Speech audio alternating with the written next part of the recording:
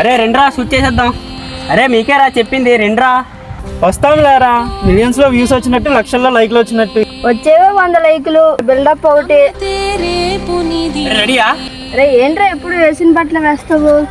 అరే నా దగ్గర ఇవే ఉన్నాయరా.